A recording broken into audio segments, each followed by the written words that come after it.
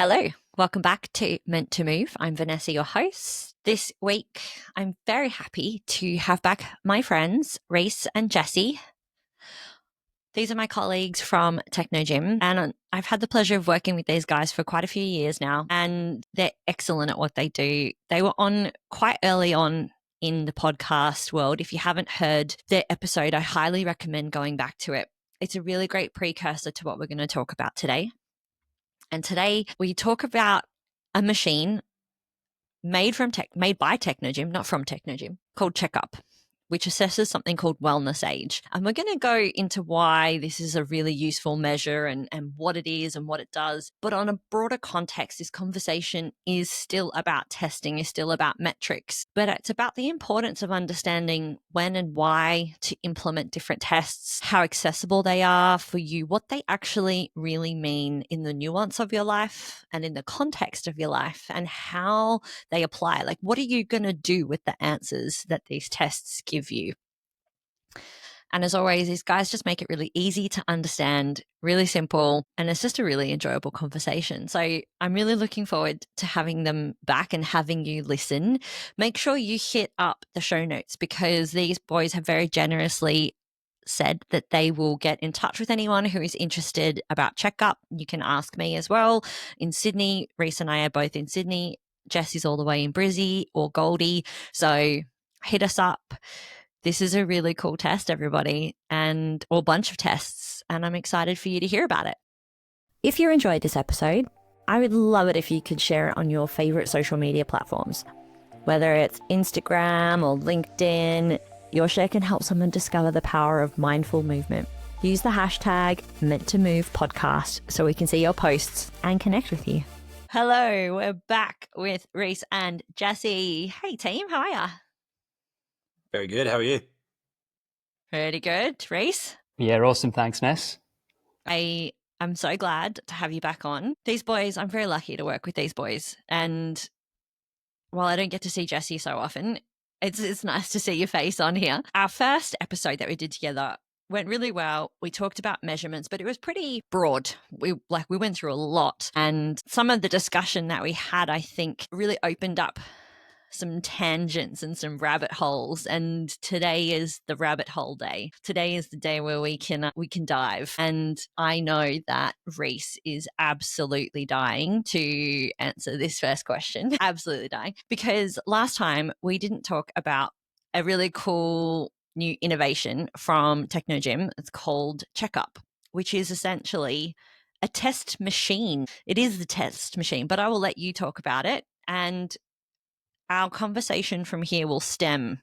I think this would be a good starting point for all of our tangents. So, Rhys, what are we talking about? Yeah, very excited to talk about a concept and a potential new measurement tool that we've created here at Technogym called WellnessAge through the use of our new Checkup. And yes, after the last podcast, Ness, I was kicking myself because I forgot to talk about it. And I genuinely do believe it's quite a cool new way to track and monitor, or at least help predict longevity, more so around the health span as opposed to the lifespan area. Because it's quite a comprehensive metric that you can use, which is determined by different areas which underpin wellness, I guess. Couple of words in there.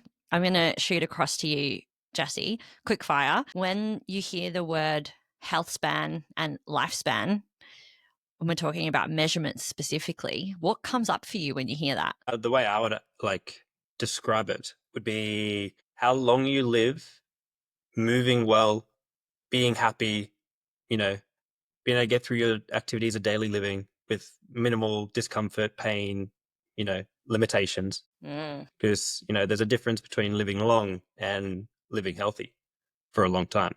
It's like the saying, you want to die young as late as possible. I like that. Nice. It's really interesting that we're talking about this, and we're going to talk about these pillars that you mentioned that the Checkup measures. I saw on SBS, because I'm an old person and I like watching SBS, that there is going to be over 60,000 Australians over the age of 80 still living And that number is just going to continue to spiral upwards as of this year. What it's done is it creates a huge amount of strain on people in between.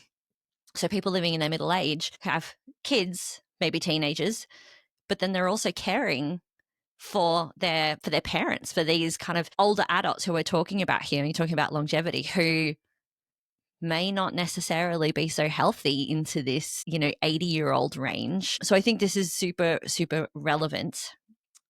Now, before we go into the tests, if you guys had to sum up, that was a really nice sum up by Jessie. What is that kind of, older population? What does that mean for you guys? What do we want to watch out for as we get into that older age? Yeah, I might jump in there. I heard this the other day actually when talking to a client, and essentially as you're getting older, you almost want to add more life to your years, not years to your life. So there are some fundamental components to WellnessAge, and I think that applies definitely to those who are aging. And those key ones, which we spoke briefly on last time, was strength and cardio. So those are the two main elements, in my opinion, which would underpin longevity, and because they have a lot of application beyond just moving well or even just feeling good. In terms of the physiological elements, strength and cardio definitely are some of the key ones. Okay, let's rabbit hole. Let's go. I'm ready. Okay. So what are the tests that we need to look out for? So, got a couple of, we're all in our 30s. I'm on the older end, I won't say. No. We've got a couple on the younger end, but if we're at different stages of our life, do different tests of strength mean different things? So let's start with that. I'd definitely say yes, they definitely mean different things. When you look at, for example, with my coaching, I work predominantly with blokes between the age of 25 and 50. And the tests that I would do for their strength would be vastly different to if I was working with a bloke that was 70. Mm-hmm. And I guess that's where the types of tests that we have kind of at our disposal is important to align with who you're working with. There's no point. I mean, I think I was reading in a forum yesterday, this guy was complaining about he couldn't leg press 500 kilos anymore. And he was worried about that. And I was like, well, why are you worried about leg pressing that much when there's no practical application to it? There's no functional benefit to a really heavy leg press, especially if it's causing you pain and discomfort. So aligning the test to what they actually want to get out of life. Obviously, when I'm working with younger blokes, it's like they want to get strong and they want to get, muscular and masculine, all that kind of stuff. Hit the PBs, hit the PRs, yeah, right? That kind of dopamine style of training. Whereas someone who's a little bit older is just going to want functionality, like pure functionality. So, for example, a leg press wouldn't be the best assessment for, well, it could be a good assessment, but it's not the best. There's definitely some better ones for older individuals. That's really cool. So guy doing a kilo leg press, props, very strong. What would a leg press measure? Like, let's go into this. What does a leg press measure? Well, to get into like the nitty gritty, it's a from memory, it's a closed chain exercise, which just means, stability is controlled. It's from point A to point B. In terms of how we move throughout our days, it doesn't correlate very well to how we move about our day. But at the end of the day, it's how much force your quads can produce, quads and glutes, I guess, can produce to move that machine. But then put that person under a barbell, and depending on their functionality, it might not be anywhere near the same. Good point. Rhys? Yeah, I guess, as Jessie said, as you age, strength declines, which could be caused mainly by muscle mass loss just with aging, unless, you're maintaining that base, but also the neural strength. So while strength will decline, one other element I think which is really important for aging is actually power, which is predominantly neural. So the neural element of strength is key. And I think that's why nowadays you see a lot of research out there around hand grips. It isn't necessarily the grip strength itself. If you have massive forearms, doesn't mean you're going to live longer. It's more your body's ability to, neurologically apply strength, which has a crossover effect all over the body. That then has application into trips and falls.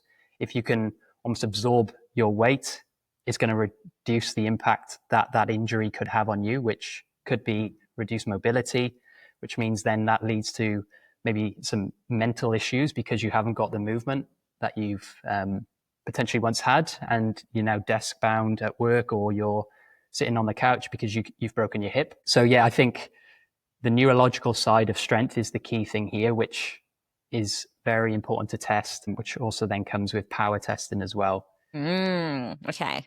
What's Can power? I Oh, cut yeah, in for go. a second? Rhys, can you define power, please? Because I think that's something that everyone mistakes, is what power is. Yeah, so if you go into like the biomechanical, physiological side of it, it's looking at the relationship between force and velocity. So how much force you can produce, but also the speed of which you move in it. So for example, if you put a really heavy weight on a barbell and you can maybe do 1 rep, you're not really going to be moving very quickly. Whereas if you put a light weight and you move as fast as you can, you're probably going to come off the floor because, you know, the weight's too light. So either end of the spectrum there, power is not going to be optimal because on the one side, when you've got a heavy load, there's not enough speed or velocity. On the flip side, when there's too much speed and not enough weight, you haven't got the desired load to elicit that peak power. So essentially it's the balance between your force and velocity. This is super important. I think thanks, Jesse, for asking that question. You can now be the co-host now. I know that. But I love this part because, you know, you're talking about a leg press initially. You're talking about, you know, maybe like a back squat or a front squat. And, you know, people in gyms will traditionally know those movements, and we have loaded them, we have used them for strength tests. But power is not something that is well tested outside of athletic populations. And the types of power testing that I did during my exercise science degree were completely unavailable to most populations outside of coming into the university lab, really, or being in a proper strength and conditioning gym. But now we can test power a little bit more accessibly, and this is part of what you're talking about in terms of Checkup, isn't that right, Rhys? Yeah, definitely. And I think there's a study that we looked at when analyzing and doing all the research for the Checkup, and actually I think it said power declines 3.5% a year, irrespective of muscle mass decline, which that was from Journal of Sport Medicine, I believe. I'll have to get the references in the bio of the podcast for you there, but that was quite a big That's huge. one that stood out for me. And so is that just in observing populations who aren't training for power? Yes. Yeah. Okay, cool. Yeah. So if they maintain their muscle mass, power still declined, which tells you that that neural side of the strength is the factor that's causing the decline, not just the structural muscle mass. Okay, cool. So what does a power test look like then? A power test could be anything. Like we talked on the last podcast about actually, you know, different types of strength tests, but you could test power through an isometric rate of force development test, which basically you're not actually moving. You're exerting a force against a fixed speed, but it looks how quickly you apply that force. So how much force, but the time of which you get to that peak force. So that's one way you can test it. Another way that we do here at Technogym with some of our BioStrength Rev machines is we can actually use a resistance type called isokinetic, which essentially means constant speed. But what the test does is you have 6 reps. The first rep is going to be at a slower speed. The second's going to be a bit quicker. Then the next one's a bit quicker, all the way through to the fastest rep, which is the last rep. And as we spoke about earlier, we now know that that power is about force and velocity. So if the speeds of those isokinetic resistances change through each rep, we're able to exert a different amount of force for each rep. So that test essentially allows you to do 6 reps at different speeds, which means you'll see a force profile which mimics the power curve, which you can probably Google that and check it out, how that looks, because I'm not going to pretend to draw that on the screen if you're listening here just with audio only. But essentially, yeah, so that'll then give us your peak power, but it'll also give us the load of which you would hit peak power for that specific exercise. So then you've got that prescription element as well, which is quite cool. Now, Jesse is someone who I would say practically applies quite a lot of what we're talking about here. Have you done many power tests with your clients before? Yeah, I would say it's not always the number one thing that my clients are working towards. So obviously strength is, with the demographic that I'm working with, is a lot more prominent.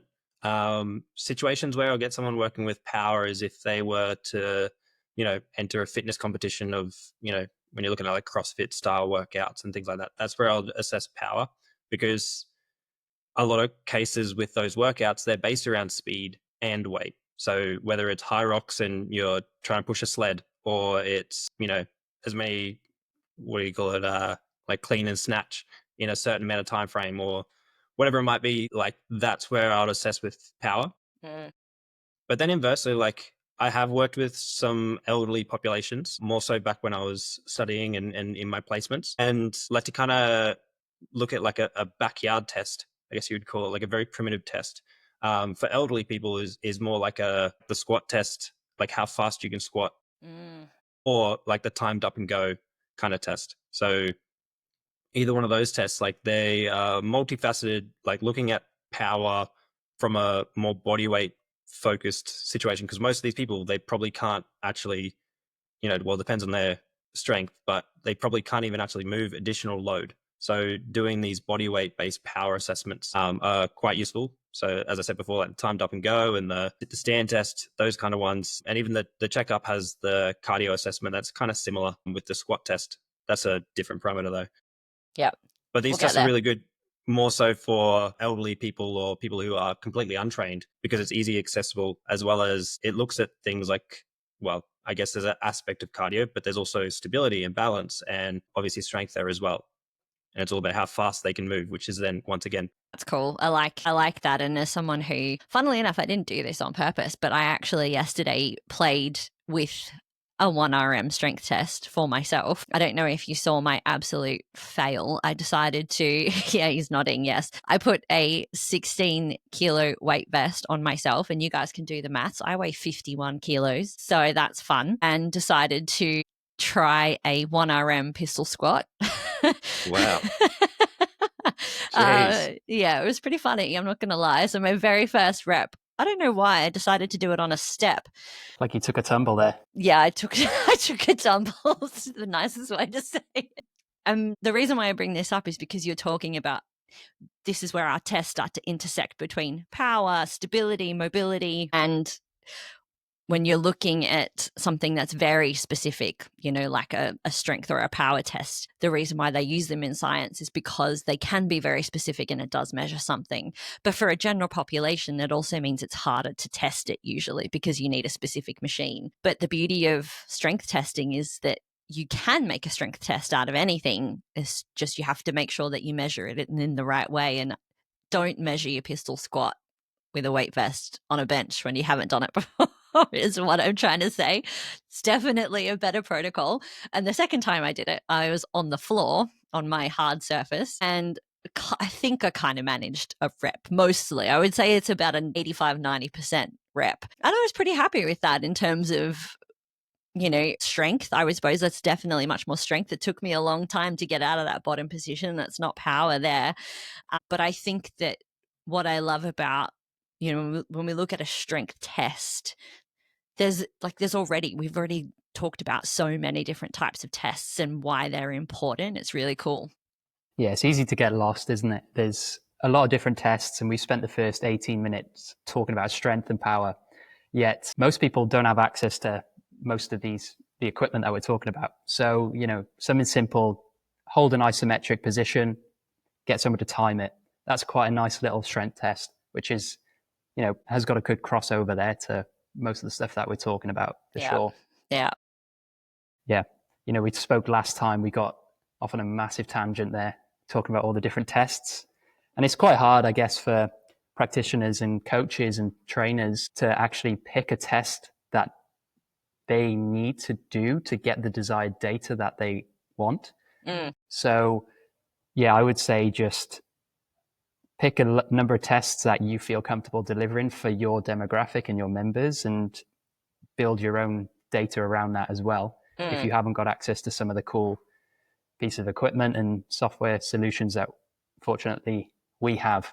Yeah. I will say the beautiful thing about Technogym Checkup is the fact that the tests that we're performing, even though most of them need to be on a specific piece of equipment, they're much more accessible than they ever used to be. But there is that line where you want to have a little bit of that scientific validity, that background, that research to know that you're kind of on the right track, but then also have the flexibility to create a test around what's really specific and measurable for your client as well, or for the people in front of you. And I think that you both described that really well. So as we move on to, let's go cardio, because you mentioned that before as well. As we move on to cardio, I think this is a huge other tangent that we're going to talk about here. What comes up to mind for you, Jesse?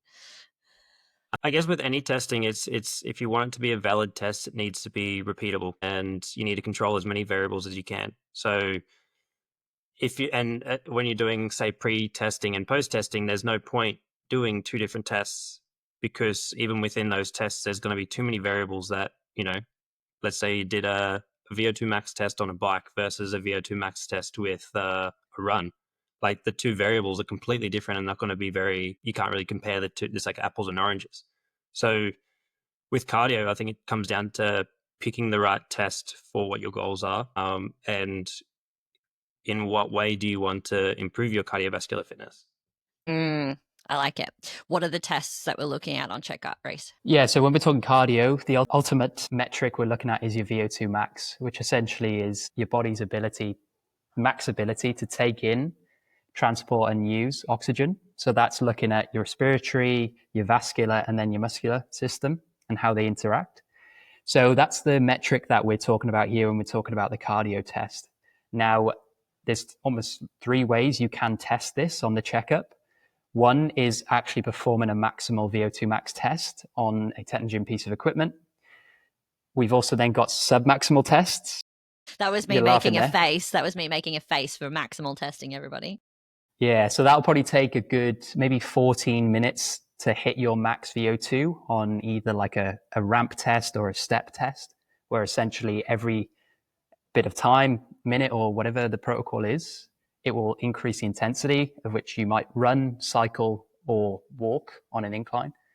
And the idea there is aiming to get you to your max. So by the end, you should feel completely cooked, and your heart rate is probably nearing its max. So yeah, that's the maximal one.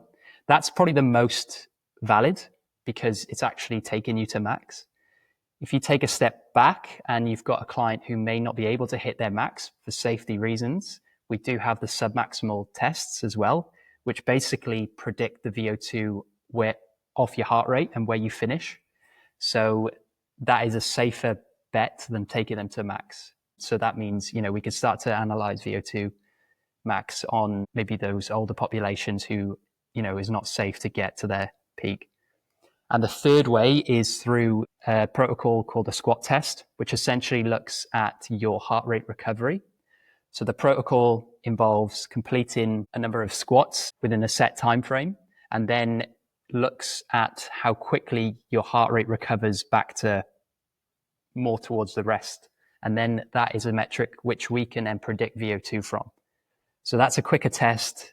It's easier to administer. If you haven't got enough time, it only takes 3 minutes, but it's pretty accurate as well. There's a lot of research on that as well. I think it could be really valuable to talk about what VO2 is as well, because I've even watched some, I guess you would call it successful podcasts, where they have a health expert talking about, things about cardiovascular health or, obesity and things like that.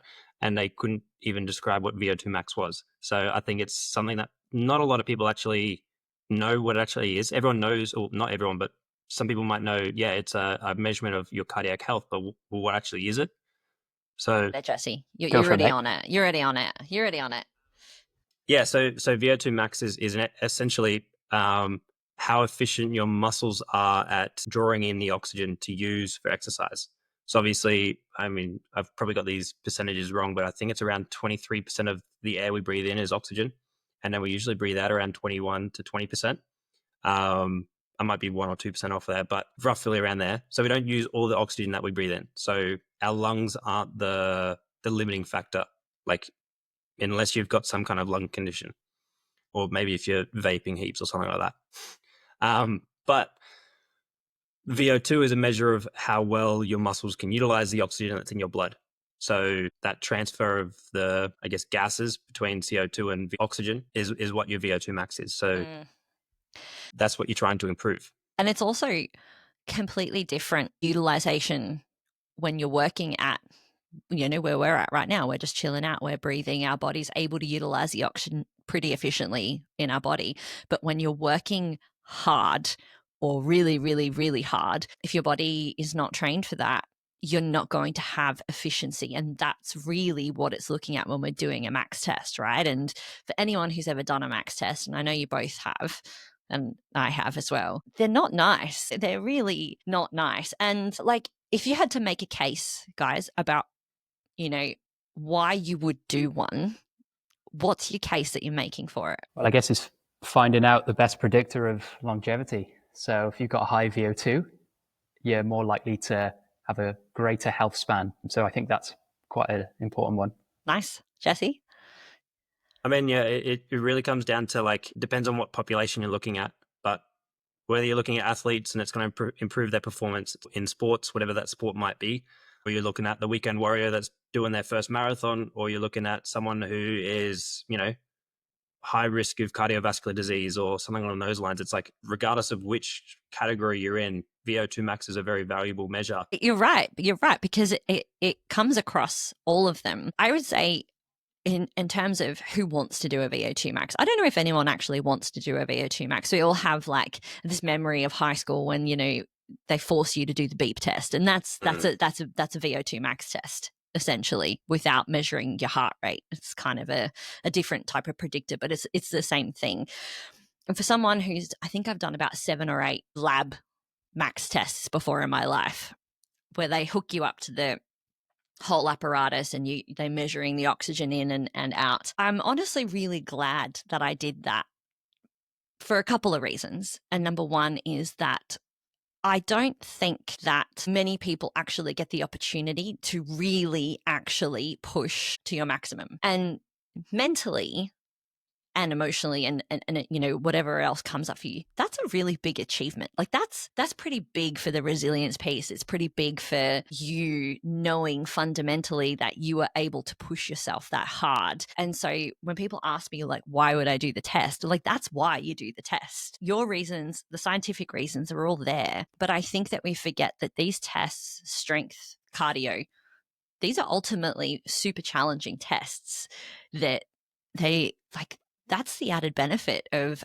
having testing is they make you feel so good. You know what I mean? Like that's huge. Yeah, definitely overcoming adversity there.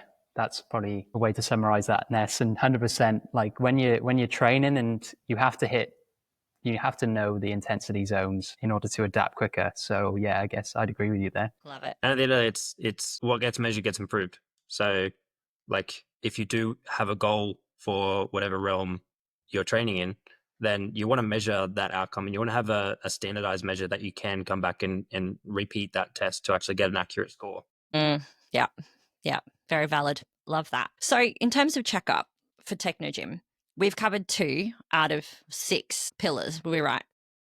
Yes. What other 4 are we looking at when it comes to like longevity and wellness? Yeah, so far we've spoken about 2 of the key pillars that are the fundamentals, which, like we said, strength and cardio.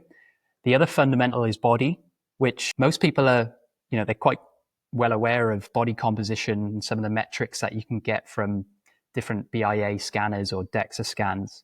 But essentially, the body composition element of the WellnessAge looks at quite a variety of different components. But the main 3 will be your muscle mass, your hydration, and I'll come back to you on the other one whilst I remember it. Yeah, your body fat percentage? Yes, Yeah. nice. Thanks, Ness. So yeah. So they're the 3 metrics that we've now changed the algorithm to predict your body score from, because muscle mass is key, as we spoke about strength. Obviously, having a high percentage body fat can lead to other issues and diseases. And then your hydration is very key as well for cell functioning. So they're the three key ones. But of course, you get other metrics off the back of that, which probably we won't go down that rabbit hole. Yes. So the body is the other fundamental element of your WellnessAge there. Very cool. Okay. Jessie, as someone who has manipulated those three elements very interestingly throughout what you've done personally for your training, how do you, like, what are your thoughts that come up for that? Yeah, like at the end of the day, there's a healthy range for everything. And even when you're looking at body composition, you can take yourself into unhealthy ranges even below certain body fat percentages. So it's important to recognize like where the healthy range is, and like I'm 99% sure the checkup actually takes that into consideration. It's not just like, oh, get your body fat as low as possible. It actually asks for it to be in a range. And like that range changes depending on your demographic. So male, female, and what age group you're in. But I mean, I specialize in men's health, so I know that men's health stuff really, really well. So yeah, that's anywhere between like 12 to 18% body fat.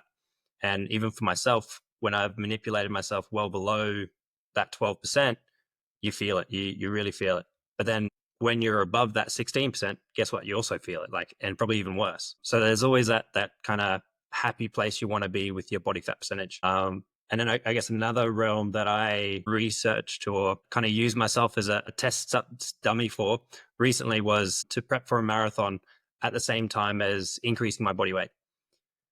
What I learned from this was actually my VO2, as much as my cardiovascular fitness was improving, my VO2 max stayed the same because my body mass also increased.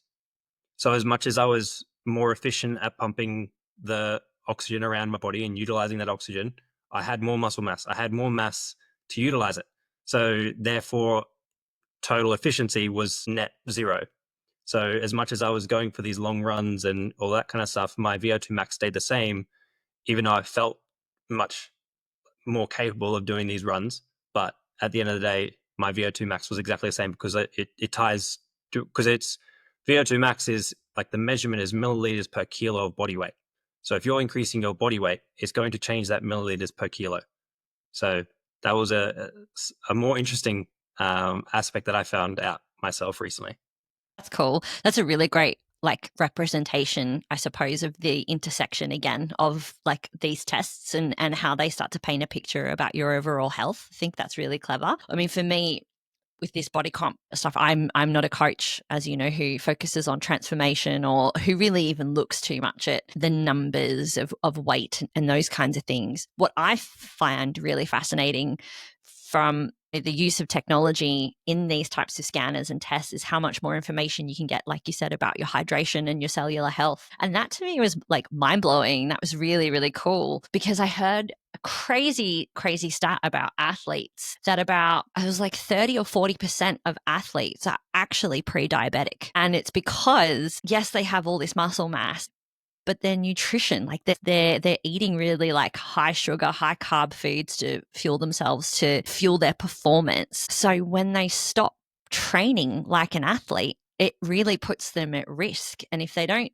really clean up their diet, if they don't continue these healthy habits, a lot of them actually enter into a diabetic realm. And I wanted to bring that up because like metrics tell a story. It's not just like you said, Jessie, you can be on the really low end of body fat percentage and you could be very unhealthy. You could be sick and your cellular health, your hydration could be not in a great place. But you know what? You're standing on a stage and you look fantastic. And so I love these tests because it just tells us so much more about what's really happening behind the scenes. Yeah, there's an interesting one that we're now able to analyze, which is called phase angle, which is something new to me. So I'm by no means an expert, but from my understanding, it looks at your cell integrity and the balance of water, essentially intra and extracellular water. So in and out of the cell, which if you're dehydrated, obviously that's going to be impacted. But also if maybe your muscle mass is declining quicker than it should be, that's going to impact the score as well. Inflammation impacts the score as well, which I found fascinating. Yeah, so inflammation, which nowadays a lot of people are chronically inflamed through stress, that will massively impact your phase angle for sure. It will drop. So a higher phase angle is better. And we saw someone the other day completing a checkup. They had amazing muscle mass. Their body fat was great as well. She actually was hydrated. However, the phase angle was low. And I asked why. She said, oh, I went out last night. I drank a lot of alcohol, which obviously causes a lot of inflammation. So that's why. Okay. And it's a metric that is going to change more acutely than maybe your muscle mass will. So yeah, keep an eye out for that as a metric. It's called phase angle. I think also to touch into like the hydration side, and the inflammation. When you're looking at like intracellular, extracellular, like intracellular, you want hydration inside the cell. You want it to be, imagine like oil inside of a car. So you want to make sure you're drinking enough water. But then if you've got a lot of that water outside of the cell, that's a sign of that inflammation. And to kind of put it into perspective, even around body composition and body weight, is that inflammation is contributing to your body weight. So that's what's useful about this tool, about the checkup, and more in-depth measurements of, rather than just focusing on body weight, it actually looks into the parameters within body weight. So it looks at muscle mass, looks at skeletal mass, it looks at fat mass, it looks at water mass. And those kind of measurements, for example, during my contest prep, my peak week, I lost about 3 kilos. So for those who don't know, peak week is like the week that you stand on stage. And over 26 weeks, I lost like 9 kilos. Managed to maintain a lot of muscle mass through that as well, which is, that's why it took so long. But in that last week, I lost about 3 kilos just because I put my feet up and I stopped training so hard, and I, started sleeping better, and all these, recovery protocols that I was using that week, as well as also tracking my food, my water and salt and electrolyte intake and things like that. So just realizing that just that water wastage was enough, or that extracellular water was enough to drop my scale weight by 3 kilos. And so when you see your fluctuations from day to day, it really doesn't mean anything. Yeah. Yeah. It's a great point. I think a lot of people can get fixated on the number. And like I said, these tests are designed for the purpose of that overall picture, not really just to rabbit hole into one. And the reason why we rabbit hole is to explain it a little bit more, but then bring it back to that next big picture. And those are the 3 big ones. And obviously they've taken the majority of the time. And I'm glad that we've spent the time to go through them, because these are the ones that we see all the time. What would you say, Rhys, is the next one for you on that checkup, on that test, the different pillars that you want to bring up? Yeah, well, you mentioned that I'm very competitive, and my poorest score is mobility. So the mobility score is looking at 4 different measures of mobility, basically working top down. So you look at your shoulders, your neck, your hips, and your ankles. And yeah, it's got cameras. So what it'll do, it'll measure the degrees and the range at each joint, which overall then gives you a score for mobility. And it's worth probably mentioning about the score, what the score means as well. So a score on the checkup is essentially out of 100. If you have 50 out of 100, that means you are bang on average for your cluster. So your cluster is based on your age, plus or minus 5 years, and your gender. So me having 50 out of 100 for mobility means I'm average for my age and gender. So yeah, the mobility score is made up of those 4 tests. Yes, right, Jesse? Yeah, I would definitely say, mobility is really important, especially when it comes to like the functionality of being able to get through your day, like without limitation. But it's also, I don't know, it depends on the demographic that you're assessing. It always depends. It's like the coach's magic word. It depends. Because I would also say that balance is extremely, extremely important. Because at the end of the day, if you don't have balance, you don't have strength. If you don't have balance, you don't have, functionality at all. As I was talking at the very start about the strength testing with the leg press versus something else like a back squat or something a little bit more functional, is that balance is a key part of all of it. It feeds into strength. Yeah, that was my pistol squat. I was way off balance with that weight vest on. Yeah, so that's where we look at those tests and like, is testing balance as well. If anything, you take a foot off the ground and you've got even less than half of the balance that you had before in terms of the surface area on the ground, all that kind of stuff. And so that would almost be more of a balance test with load than a strength test. Whereas like, I don't know, we could debate for ages about how strength testing should be done and whether you want to have like variables of balance in there. Yeah, or components of mobility in there as well, right? So I think you raise a really good point, because I think this is, in coaches circles or in strength and conditioning, this is the debate. But when you put it into real life, the reason why Checkup has segmented it is because it does make it easy to view. And what we are trying to show you here is the nuance of the story that it's painting for you. So like you said, Rhys, you have average mobility. So not bad, not good, it just is, right? And that's a useful place for you to know right now. And it may not change anything in your training right now, knowing that. But, touch wood, this doesn't happen. If you were to have an injury, that's when you'd need to monitor and see if that has affected your mobility, because now what Jesse's saying is relevant. If you have to go through your day and you have limitations, well, that's what's going to cause you pain and suffering in the long term. And that's when tests like mobility become more important, or that you value them a little bit more, because they're going to tell you a bigger part of the picture of what you're experiencing right now. And that's important actually, because the scores, your WellnessAge, as you age, the relative components change. So as I age, maybe my balance becomes relatively more important for my WellnessAge. Likewise, mobility becomes more important. So it is an adaptive metric, hence why I think we're talking about it today. But the other one there, Ness, as well, is the cognitive side, which excites you. Those cognitive tests, okay. I quite enjoy this Checkup machine, and anything that gamifies the test is always a winner in my book. And so these cognitive tests on Checkup, man, they are hard. They are tough. And I think it shows perfectly the type of ADHD that I have, because I can't remember which one. It was either memory or attention. One of them's terrible. One of them's really you can't remember. Exactly. It's probably memory. What I've actually found with those tests, obviously, we've got the attention span test, then you got your brain speed test, and then or reaction time test, and then you got your memory test. And what I've found is those that either have diagnosed or even undiagnosed ADHD, it's like you would think their attention would be the one they struggle most with, but it's actually almost the opposite, because the test itself is being able to focus on more than one thing at the same time, and that's like an ADHD's perfect environment, is they're focusing on too many things. So in this thing where you got to focus on two different variables, it's actually, I've found just from the number of tests I've done with people at seminars and things like that, is that those with diagnosed ADHD, it seems to be that their attention span is really good for this test, but then their memory is shocking. And it's like that short-term memory is exactly why, ADHD has its strengths and weaknesses. I'm like Dory. Yeah. But these tests are cool. They're very interesting. And Rhys, could you tell us a little bit more actually about the tests?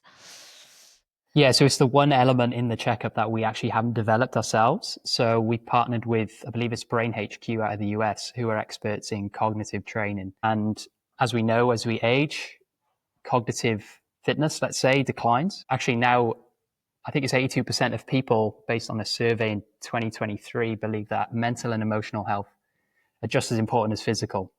And it's, there's more research coming out now around dementia and like Parkinson's, and the cognitive decline being linked to diet, as well as like they're talking about type 3 diabetes, is definitely becoming more prominent, as well as obviously stress is going up. So I think being able to track and measure your cognitive health and being aware of that, like Jesse said, if you can't measure it, you can't improve it. It will impact just your general health. It'll impact sport performance, stress, sleep, recovery. If you're not tracking or at least aware of these. Have either of you done any cognitive testing prior to using it on the Checkup? Not the clinical style that the Checkup does. Like I've done, the ruler reaction time test, and I've done like, your memory, flip a card, remember where the spot it was. Like done those kind of very, very base level tests. But these tests were really cool to see, like a clinical, like almost game. And then also like what Rhys mentioned before with being aware of these scores, but also like when you've got a measurement, say your reaction time or your memory, and there's a variable that's changed, so whether you are more stressed or whether your sleep has been terrible or whether you've drunk alcohol, all these, I mean, I was at a conference and, the ones that had a beer or two, their scores were terrible. And it's like a massive indication. And, even I went out to a mine to take this out, and the guys that just came off night shift, like they were, the Paired. scores were terrible, Yeah. really bad. And it just highlights like, the variables that most people forget in lifestyle, how that impacts just your decision making, as you mentioned before, your mental health, your reaction to stimulus, emotionally. I think it's one of the most, I really like that is one of the variables, and it also highlights the areas of lifestyle that are often ignored. Yeah, like agility training, that's the only element I think that I've trained mind, because obviously you've got the mental or perceptual element of agility training as well as the change of direction.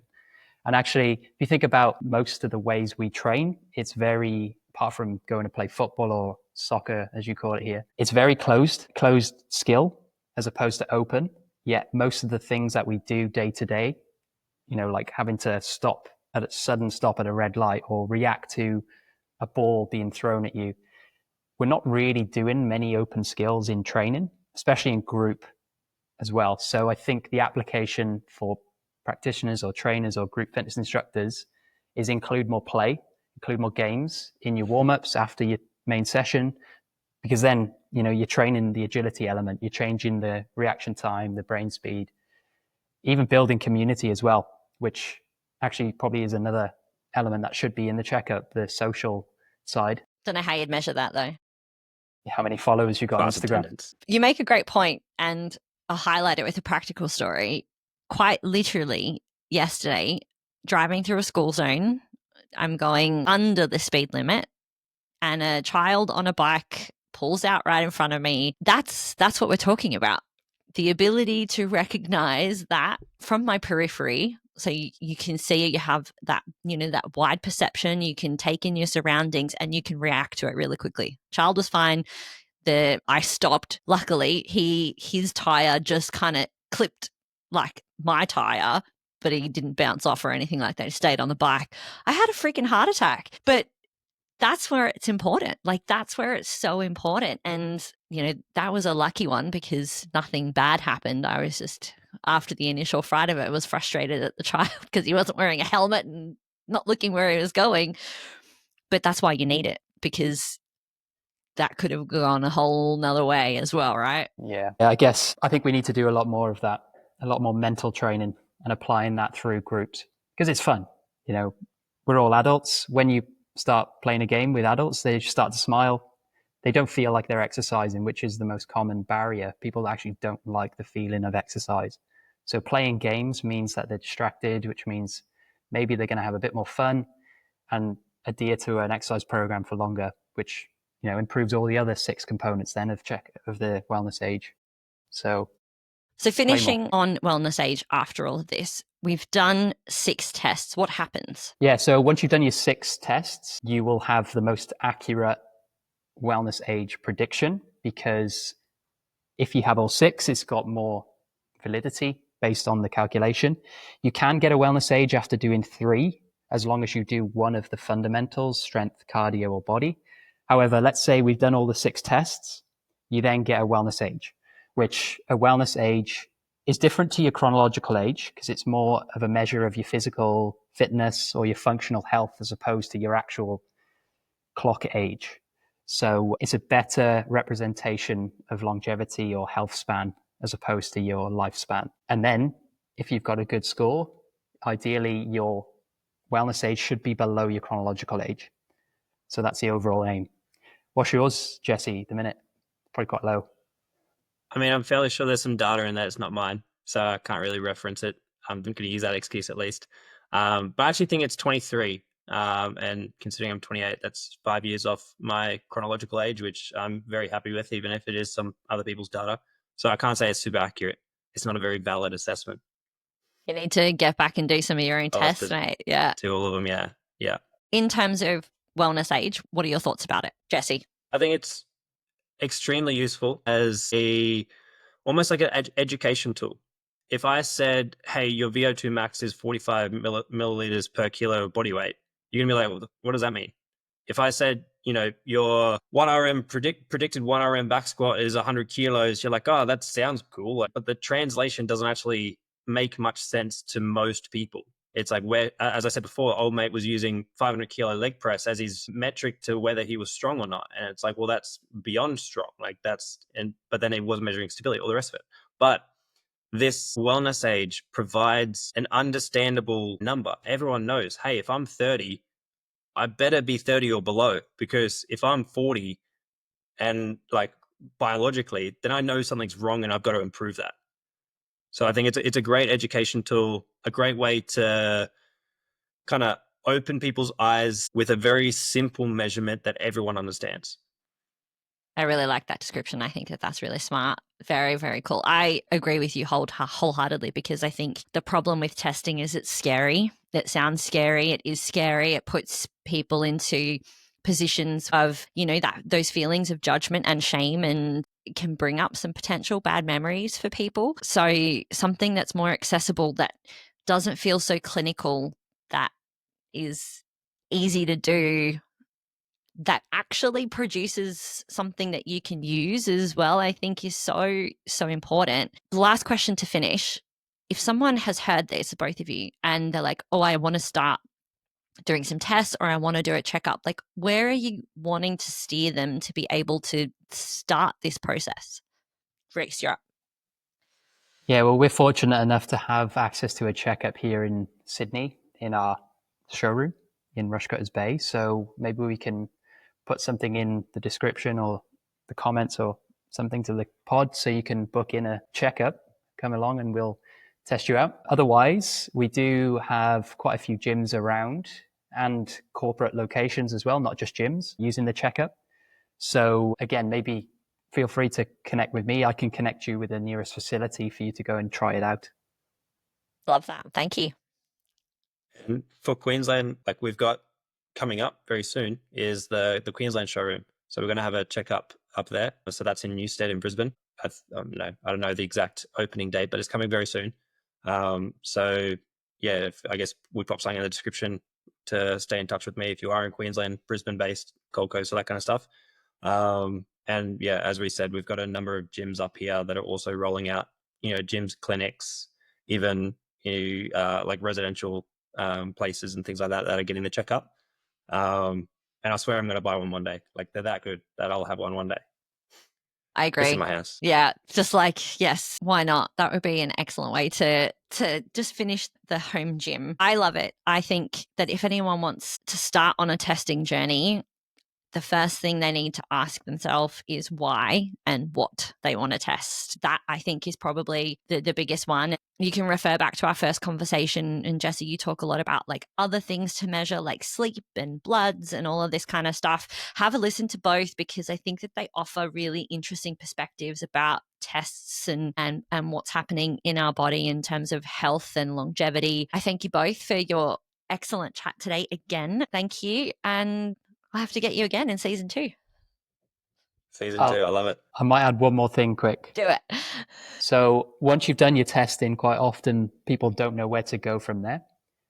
The cool thing with the checkup is we use AI to basically build your program around what you need to improve on. So it's got the prescription element as well, which I think is super cool. That's the next podcast. Oh, there we go. Round 3. Amazing. Thanks, guys. I will chat to you soon. Cheers. Thank you very much, Vanessa.